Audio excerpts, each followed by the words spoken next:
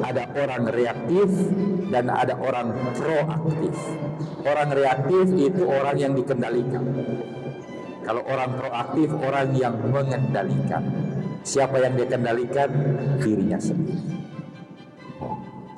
Kalau kita jadi orang reaktif, maka kita jadi orang yang kasar.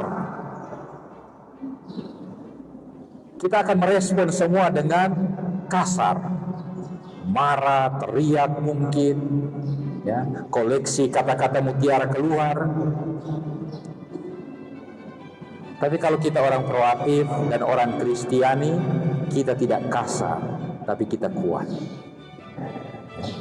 Kita kokoh. Kita tidak mudah terombang-ambing.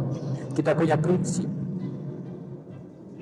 Dan kita tahu prinsip ini jembatan kepada keberhasilan. Bukan reaktif. Jatuh-jatuhnya kasar. Kita juga kalau orang reaktif, kita mempertontonkan kelemahan-kelemahan kita. Ya. Ketika kita marah, katanya kita sedang memperlihatkan kelemahan kita. Musuh lawan baca.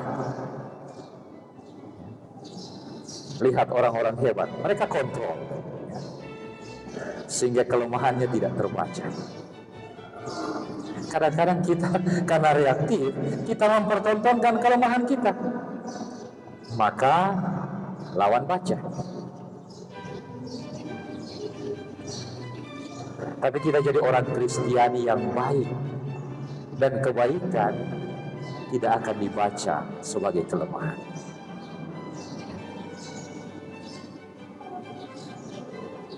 Ada pepatah Cina bilang, kalau mau senang 1 jam pergi memancing, kalau mau senang 1 hari tidur, ya. Tapi kalau mau senang lebih lama, berbuat baik. Tidak dibaca sebagai kelemahan. Kalau kita juga orang yang reaktif, maka kita akan menjadi pengganggu. Karena kita tidak secure. Kita rasa tidak nyaman, maka kita akan ganggu di mana-mana. Saya ingat dulu ada satu teman, ya, dia pura-pura keluar lebih dulu. 5 menit kemudian dia buka tiba-tiba pintu, berharap dapat dengar orang bercerita dia. Akhirnya dia cuma jadi pengganggu. Tapi kalau kita orang Kristiani, orang yang tahu mengendalikan, kita menjadi pemberani, bukan pengganggu.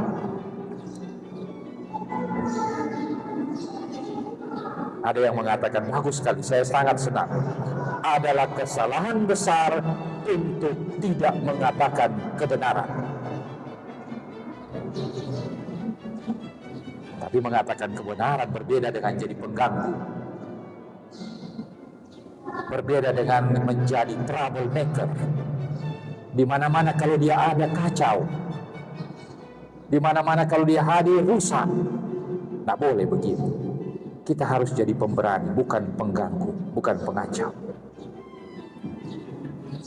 Dunia butuh orang-orang berani sekarang. Bukan pengganggu. Bukan mereka yang hobinya menciptakan masalah. Sesudah itu dia cuci tangan. Kita juga kalau reaktif, maka hidup kita itu jadi tidak percaya diri. Kita jadi orang pemalu, ya. Karena kita terus-menerus bereaksi. Orang bilang apa, kita reaksi. Akhirnya tidak percaya diri, tidak mau berkembang, tidak mau menjadi orang hebat. Yesus tidak mau kita jadi pemalu. Yesus mau kita rendah hati. Beda. Rendah hati dan pemalu. Atau justru sebaliknya, kalau dia bukan jadi orang pemalu karena orangnya reaktif, jadi sombong. Dia hari-hari pikir bagaimana saya bisa lebih dari mereka, jadi sombong. Padahal kita orang Kristiani tidak dipanggil untuk sombong, tidak dipanggil untuk bangga.